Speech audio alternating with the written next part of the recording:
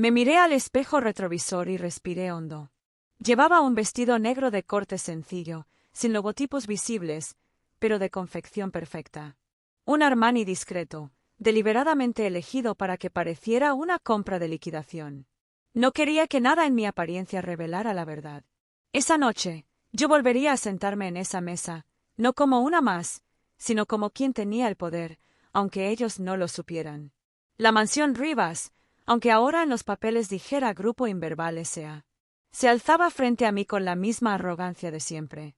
Fachada colonial impecable, columnas blancas, jardines simétricos, luces cálidas encendidas como si todo dentro funcionara en perfecta armonía. La misma casa donde pasé mi infancia, y de la que fui expulsada con una maleta en la mano poco después del funeral de mi padre.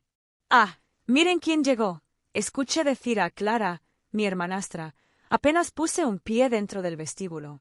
Su voz tenía ese tono pegajoso de falsa cordialidad mezclado con condescendencia real. Me dio un beso al aire y me escaneó de arriba a abajo como si fuera una empleada nueva. «Usaste la entrada de servicio, ¿verdad? Es que con todo el tránsito en la calle principal, la de atrás es más práctica para ti», dijo, haciendo una mueca. «Se me pasó», respondí con una sonrisa suave, casi dócil. «Fue por la principal». «Disculpa». Quería reírme. Porque esa entrada, la de atrás, también la había mandado renovar yo. Como todo lo que estaba en esa propiedad. Desde las tejas del techo hasta los candelabros del comedor. Pero lo mejor era que ninguno de ellos tenía ni la menor idea. Al fondo, escuché la voz de mi madrastra, Estela, esa mujer que se casó con mi padre cuando yo tenía 9 años, y que tras su muerte, se aseguró de recordarme todos los días que la familia es para quien aporta. «Valentina, querida», dijo Estela, ajustando su collar de diamantes nuevos, «trata de no quedarte mucho tiempo parada en el recibidor. Las visitas están por llegar y, ya sabes, las apariencias». La miré con los ojos bien abiertos, como si aún tuviera 20 años y quisiera su aprobación. Asentí y caminé hacia el comedor, sintiendo como cada paso me devolvía a una versión antigua de mí misma. Esa niña callada, siempre al margen. La hija del primer matrimonio, la que no encajaba. Pero ahora yo era otra. La mujer que compró esa casa hace 3 años, mediante una operación legal tan limpia que ni su abogado familiar la detectó. La dueña real. La arrendadora legal. La que tenía en su poder cada cláusula del contrato que Estela nunca leyó porque eso es cosa de abogados. Cuando entré al comedor, estaban todos ya sentados. El mismo mantel de lino, la vajilla de porcelana con iniciales doradas, las velas encendidas como en cada cena mensual. Marcos, mi hermanastro, brindaba por su nuevo proyecto inmobiliario. 3 edificios de oficinas en el centro. Nada mal para alguien de 35, presumía, sin saber que uno de ellos lo había adquirido yo el mes pasado a través de una sociedad instrumental. No le había subido el alquiler todavía. Quería hacerlo cuando doliera más. Clara, con su copa en la mano, mostraba a todos fotos de su nuevo penthouse. Vista al río, concierge 24 horas, piscina climatizada. «Es lo mínimo que merezco, ¿no?». Yo asentí, fingiendo admiración. Si tan solo supiera que el edificio entero me pertenece desde abril. Su hogar de ensueño era solo otra propiedad de mi portafolio. «Valentina, cariño», interrumpió Estela, «¿podrías ayudar con el servicio de mesa? La cocinera está atrasada y tú siempre has sido tan buena con las manos». Me congelé un segundo. No por la petición, sino por la forma en que lo dijo. Como si todavía me viera como una sirvienta voluntaria. Como cuando tenía 15 años y me pedían que fregara los platos porque era lo justo. Alcé la vista y crucé mirada con Martina, la empleada doméstica que servía el vino. Ella sí sabía. Su sueldo lo firmaba yo, directamente. Y ella, como todo mi equipo, había sido elegida por su discreción. «Claro, Estela», respondí. «Lo que necesites». Tomé la bandeja, caminé hacia la cocina y revisé mi teléfono. Tenía un mensaje nuevo. «Documentos listos. Solo falta tu autorización. Todo legal. Cuando tú digas». Mi asistente nunca fallaba. Volví al comedor con una canasta de pan y seguí el juego. Marcos hablaba de comprar el edificio Wellington. «Es clave para mi expansión», decía. Y creo que puedo lograrlo con mis conexiones. ¿Conexiones? Pensé. Claro. El edificio Wellington también ya era mío. Lo había adquirido mediante una de mis razones sociales más discretas. Lo divertido era que su propia oficina estaba ahí, y su contrato vencía en 15 días. Estela hablaba del Club Winterton, un lugar exclusivo donde solo ingresan los de siempre. Y, Valentina, querida, dijo, sonriendo sin humor, sobre el evento de gala la semana próxima, no creemos que sea apropiado que asistas. Ya sabes, es solo para miembros. Clara rió por lo bajo, mirando su copa. Y tú no eres precisamente material Winterton. Respiré hondo. Yo presidí la última reunión del comité de admisiones. Como propietaria del club, tenía la decisión final sobre las renovaciones de membresía, incluidas las de ellas. Entiendo, dije, bajando la mirada. No hay problema. Ellas sonrieron, complacidas. Pensaban que me humillaban. Pero no sabían que estaban a punto de morder la mano que las alimentaba. Y lo harían, con las copas todavía en la mano. Los cubiertos de plata tintineaban con elegancia medida. Cada gesto de la cena era una coreografía ensayada, como si más que compartir comida, buscaran representar una obra de teatro frente a un público imaginario. Pero yo conocía el detrás de escena. Sabía que ese salón majestuoso estaba sostenido por mentiras, contratos vencidos y apariencias huecas. Estela hablaba ahora de su última adquisición, un nuevo collar de diamantes. Según ella, era un regalo de un socio agradecido de Marcos. Lo levantó con la punta de los dedos como si se tratara de una joya real del trono español. «Es Cartier», dijo, lanzándome una mirada fugaz. Claro que una no espera que todos reconozcan la firma. No respondió a nadie.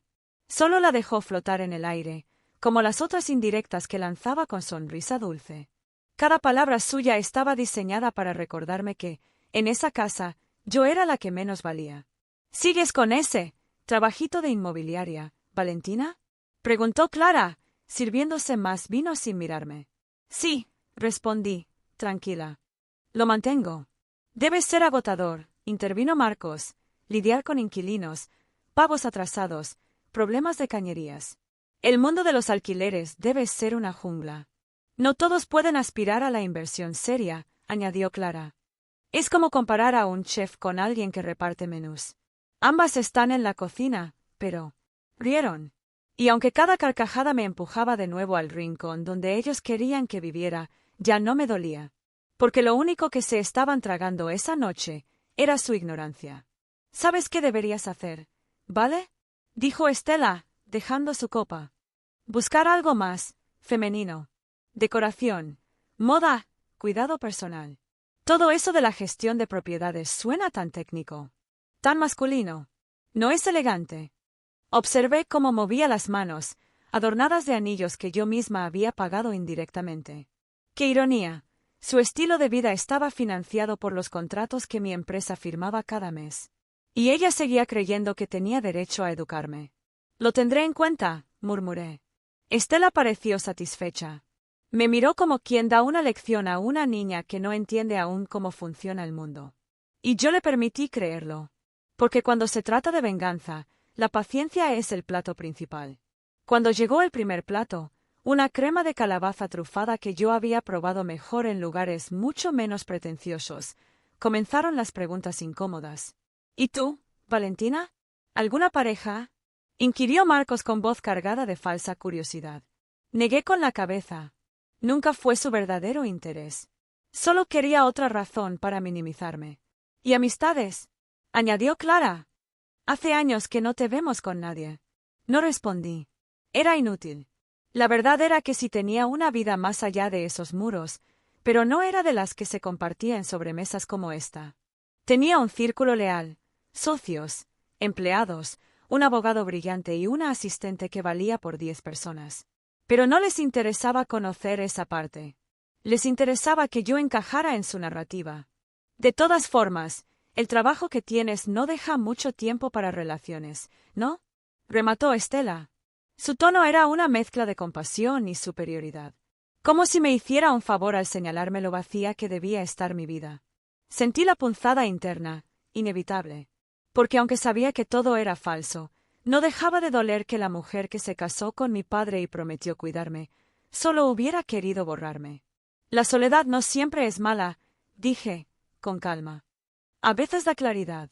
El silencio se coló por un segundo, y por un instante, pensé que me habían escuchado.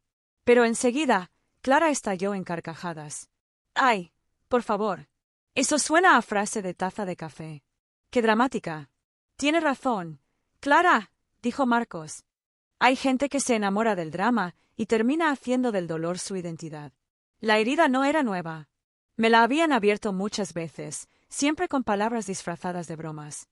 Cuando murió mi padre, Estela hizo que me mudara del cuarto principal al más pequeño para acomodar mejor a todos. Dijo que era temporal, pero nunca volví a dormir en mi cama. Esa fue la primera señal. La segunda vino cuando vendió el auto que él me dejó, sin consultarme. Según ella, era por gastos de familia. La tercera fue cuando me pidió que firmara unos papeles sin leer. Confesó años después que era una renuncia de derechos sobre la propiedad. Yo tenía 18. Ese día, supe que estaba sola, y que si quería recuperar algo de lo que me pertenecía, tendría que construir mi propio terreno. Terminé mi plato sin apuro. Todo era parte del ritual. Dejar que siguieran hablándome como si fuera inferior. Dejar que creyeran que aún me tenían dominada. Mi celular vibró en silencio. Firma confirmada. El abogado llegará en 45 minutos. Todo está en regla. Confirmar recepción. Respiré hondo. Ya no había marcha atrás. En menos de una hora, ellos recibirían la verdad, no de mis labios, sino en tinta legal, sellada y notariada. —Valentina, me llamó Estela. —¿Puedes traer más pan del horno? Asentí sin decir nada. Mientras me levantaba, escuché a Clara murmurar en voz baja. Honestamente, ya está tan acostumbrada a servirnos que podríamos contratarla a tiempo completo. Todos rieron. Y yo, con una sonrisa apenas visible, caminé hacia la cocina. Que rieran todo lo que quisieran. Era la última vez que lo harían sentados en mi mesa. Esa noche estaba cargada de un aire espeso, una tensión que se filtraba por cada rincón de la casa, pero que nadie parecía notar excepto yo. La cena familiar había sido organizada por mi madrastra, Clara, como una celebración de unidad, decía ella con esa sonrisa estirada que solo usaba cuando había algo que aparentar. Supuestamente era para dar la bienvenida a los hijos de su primer matrimonio, ya que venían a pasar una temporada con nosotros tras haberse graduado. Yo sabía lo que significaba en realidad. Un despliegue para demostrar que su familia tenía estatus, que sus hijos eran exitosos, y que su presencia era más importante que la mía. Pasé toda la tarde ayudando a preparar la mesa, sirviendo platos, ordenando los cubiertos con precisión, y respondiendo a los comentarios pasivo-agresivos de Clara. Ten cuidado con esos platos, Valentina. Son de porcelana fina, no como los que usabas con tu madre, dijo en voz baja mientras pasaba detrás de mí. Me tragué la réplica. No valía la pena discutir. Lo que ella no sabía, lo que nadie en esa casa sabía, era que yo era dueña de mucho más que esa vajilla. Cuando llegaron sus hijos, Camila, Santiago y su novia Sofía, todos me miraron con esa mezcla de desinterés y condescendencia. Era como si yo fuera parte del mobiliario. Camila ni siquiera me saludó, simplemente se sentó y revisó su celular. Santiago, con su aire de superioridad heredado, hizo una mueca al ver mi vestido sencillo. Sofía intentó sonreírme, pero al notar la mirada de Clara, desvió los ojos. Durante la cena, me limité a servir la comida mientras ellos reían, contaban anécdotas universitarias y hablaban de viajes, autos, inversiones. Yo escuchaba en silencio, masticando cada palabra como si fueran espinas. —¿Y tú, Valentina? —preguntó de pronto Sofía, tratando de ser amable. ¿Estudias o trabajas? Antes de que pudiera responder, Camila soltó una carcajada amarga. —¿Trabajar? Por favor. Ella es prácticamente el personal de servicio de mamá. La ayuda oficial. Todos rieron. Incluso Clara, que no dijo nada para detenerla. Mi cara se endureció. Mi pecho ardía. Había soportado muchas humillaciones pequeñas a lo largo de los años, pero esa palabra, la ayuda, se clavó como un puñal. Como si yo no fuera parte de esa familia. Como si mi existencia estuviera justificada solo por lo que podía ofrecerles. Me levanté de la mesa sin decir nada. Fui a la cocina y respiré hondo. No lloré. No me permití hacerlo. Solo me repetí una frase que llevaba meses guardando como un mantra. Muy pronto, ustedes sabrán quién soy realmente. Porque la verdad es que esa casa no era de Clara. Tampoco era de mi padre. Era mía. Enteramente mía. Había heredado silenciosamente las acciones de la empresa inmobiliaria de mi abuelo materno, acciones que nadie en esa casa sabía que existían, y, con ellas, las escrituras de varias propiedades, incluida esa casa donde todos me trataban como una extraña. Esa cena no fue solo una cena. Fue una línea trazada en mi historia. La última vez que permitiría que me vieran como menos. Esa noche decidí que no solo me iría de esa casa, sino que haría que todos recordaran el nombre que habían intentado borrar, Valentina Rivas. A pesar de ser oficialmente la esposa de Raúl, por ende, parte de la familia González, yo sabía perfectamente que nunca me habían aceptado como una igual. No importaba cuánto tiempo pasara, cuántas cenas familiares asistiera, cuántos regalos llevara o cuántas sonrisas forzadas repartiera. Siempre era la otra, la intrusa, la que venía de un mundo distinto. No se trataba solamente de lo que decían. Se trataba de lo que no decían también. Silencios prolongados cuando entraba en una habitación, miradas de arriba abajo de parte de Celeste, su madre, que siempre llevaba perlas demasiado ajustadas al cuello y labios pintados de desdén. Se trataba de cómo me corregía cada vez que decía algo. No, querida, eso aquí no se hace así. O cuando hablaban entre ellos en voz baja mientras yo aún estaba sentada a la mesa. La casa familiar era una mansión de estilo colonial en las afueras de la ciudad. A Raúl le gustaba alardear de la propiedad como si le perteneciera completamente, y aunque su nombre figuraba en papeles antiguos como coheredero, la verdad era otra. Pero nadie, ni siquiera él, lo sabía aún. Recuerdo una escena que marcó un antes y un después para mí. Era la celebración del cumpleaños de su padre, don Alberto. Una tarde sofocante de verano, los camareros iban y venían con bandejas de champaña y pequeños bocadillos envueltos en servilletas blancas. Yo había ayudado a organizar todo, las flores, la música, el menú. Ni un solo agradecimiento recibí. Celeste me presentó ante una pareja de amigos suyos como la esposa de Raúl, que también ayuda a veces con los detalles de logística. ¿Logística? Me tragué el orgullo como se traga una espina, con lágrimas en los ojos pero sin hacer ruido.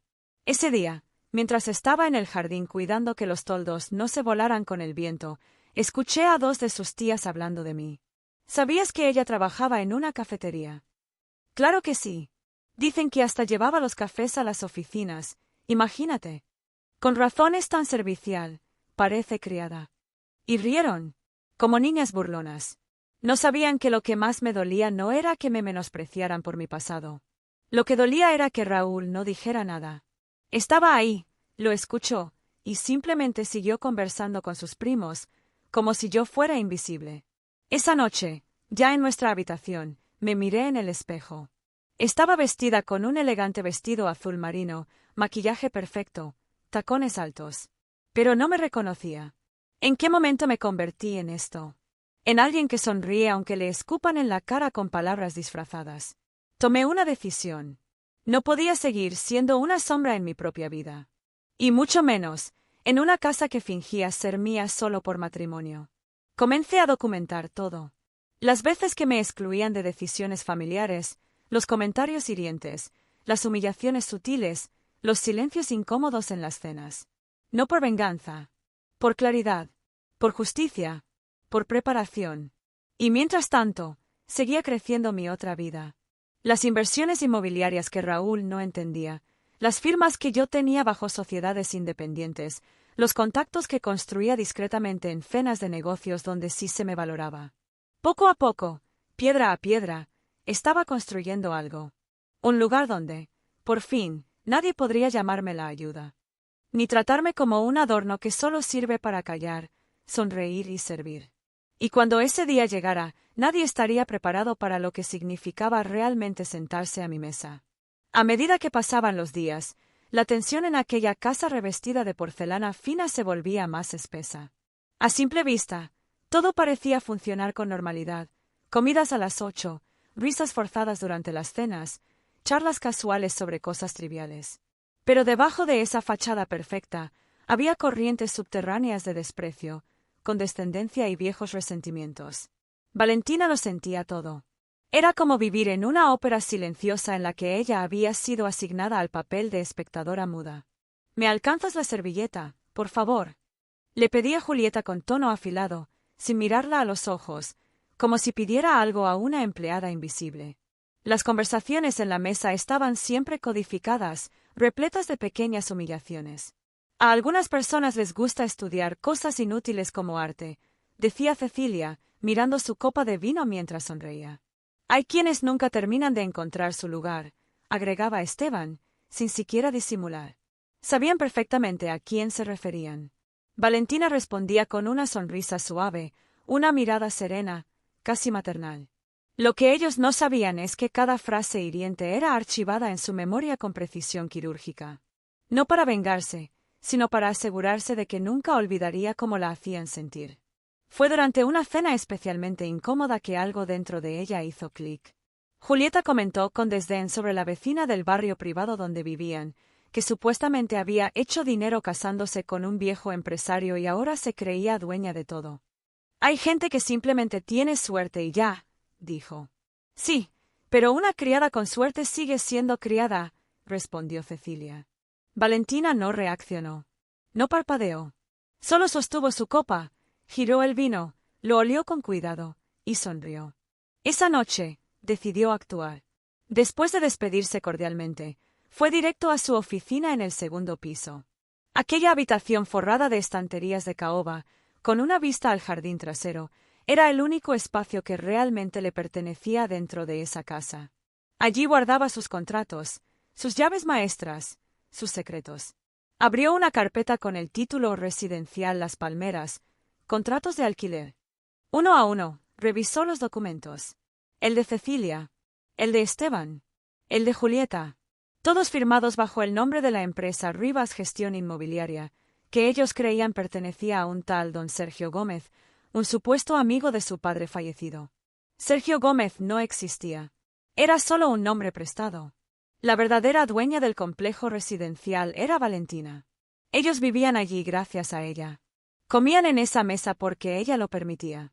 Las paredes que los rodeaban, los autos que estacionaban en la cochera, incluso los muebles que tanto alababan con gusto refinado, todo estaba bajo su poder. Pero aún no era el momento de revelarlo. Antes de derribar el telón, Valentina necesitaba una escena perfecta.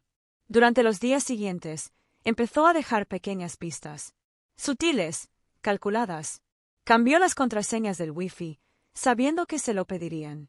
Oh, no sé, creo que cambiaron el router, dijo con inocencia, mientras tomaba un té. Modificó la rutina del jardinero, enviándolo en horarios distintos. Retiró sin previo aviso una pieza decorativa de la entrada común, alegando mantenimiento. Y por último, envió una carta formal, desde su empresa, solicitando una evaluación urgente del contrato de arrendamiento por razones administrativas. Julieta la encontró en el buzón, la leyó en voz alta con desdén y la dejó sobre la mesa como si fuera basura. ¿Qué idiota redacta esto? Revisar condiciones según cláusula 4,2 minutos por favor. ¿Quién habla así? Valentina la recogió con calma. Debe ser cosa del dueño, Sergio Gómez, ¿verdad? Ese viejo está más muerto que mi hámster de la infancia, rió Esteban. No sabían que Sergio Gómez estaba tan vivo como la cuenta bancaria de Valentina. No sabían que cada palabra, cada desprecio, cada carcajada estaba siendo registrada. Y que el reloj había comenzado su cuenta regresiva. Pero lo más cruel aún estaba por venir. Porque esa misma semana, mientras Valentina cenaba sola en un restaurante del centro, recibió una llamada anónima. No puedo decir mi nombre. Pero tienes que saber que están planeando echarte de la casa. Dicen que eres una carga. Que tu habitación se la van a dar a una sobrina de Cecilia que llega de Europa. Valentina no dijo nada. Solo apretó el vaso con fuerza y respiró hondo. Echarla de su propia casa. Sin saber que esa casa les pertenecía solo porque ella lo permitía. Y entonces, decidió que el telón sí iba a caer. Muy pronto. Pero no como ellos esperaban. Cuando la señora Isabel, la madre de mis hermanastros, pasaba por mí en el pasillo, apenas si me dedicaba una mirada. Su desprecio era tan arraigado, tan naturalizado, que ya no dolía. Se sentía como una llovizna constante, una que uno deja de notar porque ha vivido toda la vida mojada. Pero por dentro, cada gota se acumulaba. Ella era el tipo de mujer que hablaba con orgullo de los logros de sus hijos, incluso si eran mediocres, mientras ignoraba completamente cualquier éxito mío. Una vez me oyó por accidente hablando inglés por teléfono con un cliente internacional, ni siquiera preguntó. Solo arrugó el ceño, como si me molestara estar usando palabras que no le pertenecían. Lo que nadie sabía, ni ella, ni sus hijos, ni siquiera mi padre, era que yo había comprado la propiedad en la que vivíamos. Con los años, había juntado cada centavo que ganaba, invertido en criptomonedas cuando todavía nadie las entendía, vendido arte digital en plataformas emergentes y, finalmente, comprado la casa al contado. Todo a nombre de una sociedad limitada que creé a través de una amiga abogada. A veces, mientras fregaba los platos y los oía burlarse de mis manos ásperas, pensaba, esas manos firmaron la compra de esta casa, esas manos pueden echarlos a todos con una carta firmada por un notario. Pero no, aún no era el momento. Aún había algo más que necesitaba saber. ¿Qué hacían con mi padre cuando yo no estaba? Una tarde, llegué antes de lo previsto. Nadie me había visto entrar. Desde la cocina, escuché a Matías, mi hermanastro mayor, decir en voz alta: si no fuera por nosotros, ese viejo ya estaría en un asilo. Valentina ni cuida de él, solo aparece para limpiar y fingir que se preocupa. Mi corazón golpeó con fuerza. Quise gritar, salir y abofetearlo. Pero me contuve. Ella ni debería estar aquí, añadió Daniela. Papá se casó con su madre, no con ella.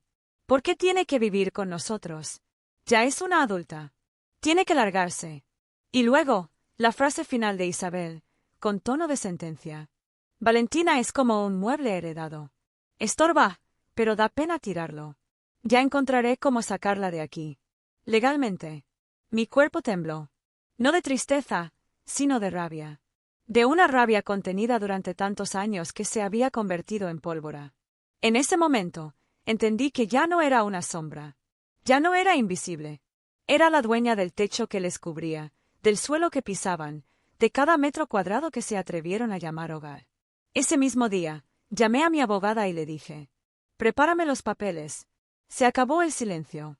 Pero antes de actuar, decidí que había algo que necesitaba ver con mis propios ojos, que pasaba cuando yo no estaba. Cómo trataban a mi padre cuando no podían fingir. Conseguí instalar discretamente una cámara en su cuarto. Y lo que grabó fue la última gota. La noche cayó como un manto silencioso sobre la mansión que llevaba años siendo mi prisión, al mismo tiempo, mi escenario. Con el corazón acelerado y la mente en alerta, revisé las grabaciones que mi cámara oculta había captado durante las últimas semanas en la habitación de mi padre. Lo que vi fue una revelación brutal, una sucesión de momentos que me partieron el alma y encendieron una llama de determinación aún más intensa. Don Alberto, un hombre que alguna vez fue vibrante y lleno de vida, yacía en su silla reclinable, solo y olvidado, mientras sus propios hijos y su esposa caminaban por la casa ignorándolo. En varias ocasiones, se escuchaban murmullos a través de la puerta cerrada. Voces frías, cargadas de indiferencia e incluso desprecio.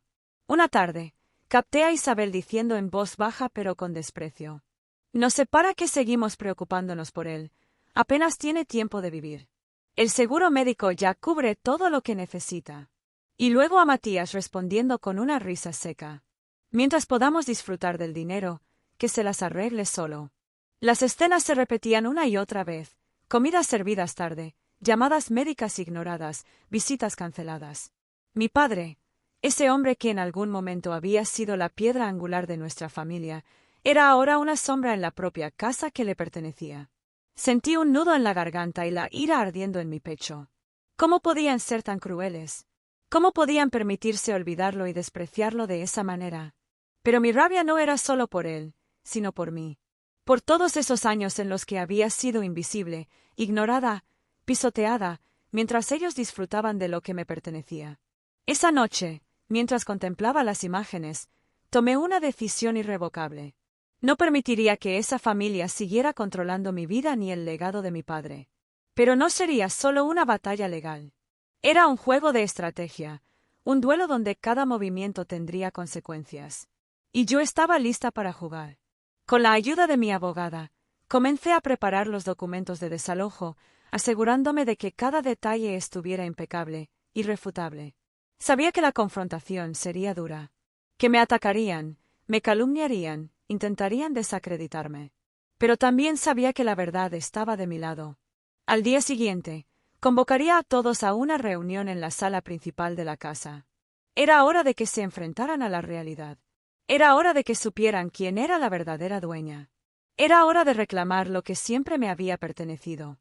El día de la reunión amaneció frío, como si la naturaleza misma presagiara la tormenta que estaba por desatarse en aquella casa. Invité a toda la familia a la sala principal. El ambiente estaba cargado de tensión y expectativas. Sabían que algo importante ocurriría, pero ninguno podía imaginar la magnitud de la revelación que les esperaba. Isabel llegó con su típico aire altivo, acompañada por Matías, Clara y los demás, todos con sonrisas forzadas y miradas inquisitivas. Yo los observaba desde la puerta, vestida con un traje impecable que reflejaba la seguridad que por años me habían negado. «Gracias por venir», comencé, con voz firme. «Hoy no estamos aquí para hablar de banalidades ni para fingir armonía». Sus miradas se clavaron en mí, confundidas y, en algunos casos, desafiantes. «He esperado años para este momento», continué. «Años en los que me trataron como si no perteneciera a esta familia. Años en los que usaron mi nombre para sus beneficios, pero me negaron respeto. Sentí como sus rostros se endurecían, pero no me detuve. Lo que no saben es que durante todo este tiempo he sido la verdadera propietaria de esta casa y de muchas propiedades más que forman parte del imperio inmobiliario que fundó mi abuelo materno. Y hoy, con la documentación en mano, estoy aquí para hacer valer mis derechos». Saqué una carpeta gruesa llena de papeles legales, escrituras y contratos. «Esto demuestra que ustedes han vivido aquí bajo un contrato de arrendamiento que ha sido violado en múltiples ocasiones. He decidido proceder con el desalojo inmediato». Un silencio sepulcral invadió la sala. Isabel abrió la boca para protestar, pero yo la interrumpí. «No es una amenaza, es la ley», aseguré. «No voy a permitir más humillaciones ni desprecios. Esta casa es mía». Matías intentó alzar la voz, pero Clara lo detuvo con un gesto. «¿Y qué vas a hacer con nosotros?», preguntó con desprecio. «Lo que corresponde», respondí. «Ustedes tienen tiempo para empacar y buscar un lugar digno para vivir. No quiero conflictos, solo justicia». La tensión se volvió insoportable. Los murmullos crecieron, las miradas se volvieron cuchillos. Pero yo estaba lista para enfrentar cualquier ataque. Porque por primera vez, no estaba sola. Mi abogada estaba presente, y la fuerza de la ley respaldaba cada palabra que decía. Mientras ellos discutían, sentí una mezcla de tristeza y alivio. Tristeza por todo lo que perdimos como familia. Alivio porque por fin podía cerrar ese capítulo y comenzar a construir mi propio camino, sin tener que esconder quién era. Salí de la sala con la cabeza en alto, sabiendo que esa reunión sería recordada como el punto de quiebre. La venganza no era amarga. Era justicia. Después de la reunión, la casa cambió para siempre. Los días siguientes fueron una mezcla de emociones intensas, confrontaciones, reproches y, por primera vez, respeto. Isabel y sus hijos intentaron diversas tácticas para revertir la situación, llamadas a abogados, intentos de soborno y hasta mentiras difundidas entre los vecinos. Pero nada pudo detener la verdad ni el peso de la justicia que ahora sostenía en mis manos. Lo más difícil fue enfrentar a mi padre. Don Alberto estaba dividido entre el orgullo por lo que había logrado y la tristeza por el distanciamiento que se había creado. Una tarde, cuando él ya estaba débil, me tomó de la mano y me dijo con voz temblorosa: «Nunca imaginé que fueras tan fuerte, Valentina. Me duele todo lo que pasó, pero me alegra que estés aquí, luchando por lo que es tuyo». Lágrimas brotaron de mis ojos. Aquellas palabras valían más que cualquier victoria legal. Con el tiempo, la casa fue vaciada de quienes no merecían estar en ella. Los muebles que tanto habían usado sin permiso fueron retirados, y yo me quedé, no solo con la propiedad, sino con la dignidad que me habían intentado arrebatar. Decidí transformar ese espacio en un refugio para mujeres que, como yo, habían sido ignoradas y menospreciadas. Creé un centro de apoyo, con talleres, charlas y recursos para ayudar a quienes luchaban por salir adelante. La venganza había sido dulce, pero la verdadera recompensa fue encontrar mi voz y usarla para empoderar a otros. Y cada vez que alguien me pregunta quién soy, sonrío y respondo: soy Valentina Rivas, la que un día fue llamada a la ayuda, y que hoy es dueña de su destino.